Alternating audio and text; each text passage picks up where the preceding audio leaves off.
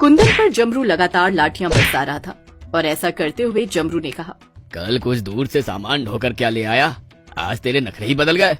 अगर आज तूने काम खत्म नहीं किया तो आज तुझे खाना नहीं मिलेगा। कुंदन पूरी ताकत लगाकर आगे बढ़ा। हल एक बार फिर चल पड़ता है। तभी खेत में शंकर भी आ जाता है और कहता है, अरे जमरू, इन बेजुबानों पर कुछ तो रहम करो। मेरे प्यारे कुंदन का तुमने क्या हाल कर दिया है। उसे मार देने का विचार है क्या तुम्हारा? जमरू ने शंकर से कहा, सुन शंकर, अगर तुझे अपने बैलों की इतनी ही चिंता है तो अभी मेरे पैसे सूद समेत वापस कर दे और ले जा अपने इन मरियल बैलों को। वैसे भी ये नकारे किसी काम के नहीं है। शंकर कुंदन की इन बातों का कोई जवाब नहीं दे पाया। वो कुंदन और मधुरा को प्यार करते हुए कहता है, मेरे बच्चों, मुझे माफ कर देना। तुम्हारी ये दुर्गति मेरी वजह से हुई है। और ये कहते हुए शंकर वहाँ से चला जाता है। शंकर जब जा रहा था तभी जमरू ने उससे कहा, सुनो शंकर, पिछले 3 महीनों से मेरा सूत मुझे नहीं मिला है। वादे के अनुसार तुम आज शाम तक अपने गाय और बछड़े को मेरे घर में बांध देना। शंकर अपने आंसू पोंछते हुए वहाँ से चला जाता है कि तभी किसान की बीवी उसे आवाज लगाते हुए कहती है, अजी सुनते हो, काम के आगे तुम्हें कुछ ख्याल भी रहता है। दिन चढ़ाया, दोपहर हो गई है, मैं कब से तुम्हारे आने की राह देख रही हूँ। जमरू ने कहा, क्या हुआ, तुम इतनी परेशान क्यों हो?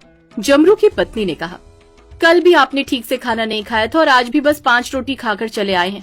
आइए खाना खा लीजिए, मैंने आपकी मनपसंद खीर और पूरी बनाई है। जमरू ने कहा, रुको आता हूँ, इन बैलों को भी खोल दूं ताकि ये भी कामचोर जाकर अपना मुंह मार लें। रनई ने कहा, अरे मरने दो इन अंधे लंगड़ों को, आप पहले आओ खाना खाओ, ये तो दिन भर बस ठूंसते ही रहते हैं। दरअसल मधुरा को आंखों से कम दिखाई देता था और कुंदन भी लंबी यात्रा और भारी बोझ ढोने की वजह से पिछले कुछ दिनों से लंगड़ा कर चल रहा था। जमरू ने दोनों बैलों को हल से अलग करते हुए कहा, जाओ कामचोरो, जाओ खा लो, लेकिन मैं लौट कर जल्दी आऊंगा। और अगर आज पूरा खेत नहीं जोता तो आज तुम दोनों को खाना नहीं मिलेगा। खास तौर पर तू लंगड़े, मेरी बात को ध्यान से समझ लेना। हाँ। कुंदन और उसका साथी बैल मधुरा इधर उधर देखते हैं, लेकिन चारों ओर केवल खेत ही खेत थे। कहीं भी दूर दूर तक न तो साफ पीने का पानी और न ही खाने के लिए हरी घास थी। कुंदन के साथी मधुरा बैल ने कुंदन से कहा, कुंदन, मुझे तो कुछ साफ दिखाई ही नहीं देता। तुम्हें देखकर बताओ किस और घास है, चलो वहीं चलकर खाते हैं। कुंदन को तेज दर्द हो रहा था, शायद उसका एक पैर टूट चुका था। कुंदन ने कराहते हुए कहा, दोस्त, ना तो यहाँ पानी है और ना ही दूर दूर तक कहीं घास, बस हमारे चारों ओर वीरान और सूखे खेत ही बचे हैं। आओ उस पीपल की छांव में ही बैठते हैं, इस धूप से थोड़ी तो राहत मिलेगी। वो दोनों धीरे धीरे उस पीपल के पेड़ के पास पहुँच जाते हैं जहाँ जमरू और उसकी पत्नी खाना खा रहे थे। उन्हें अपने पास देख जमरू ने गुस्से से उन पर पत्थर बरसाते हुए कहा, भाग जाओ यहाँ से, खुद तो खाकर आ गए और अब मेरे खाने पर नजर गड़ा रहे हो।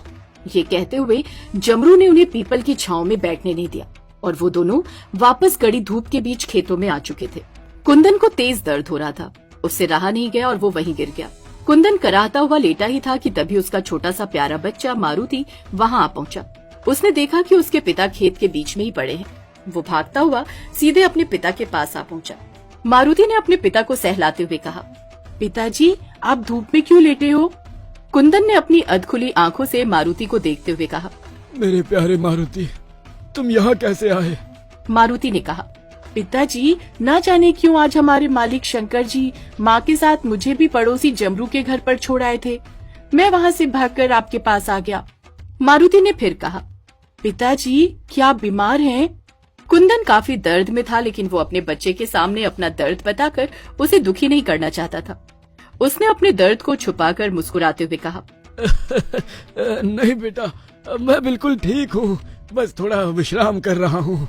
मारुति ने उछलते हुए कहा, पिताजी, तो फिर उठिए, खेलिए मेरे साथ।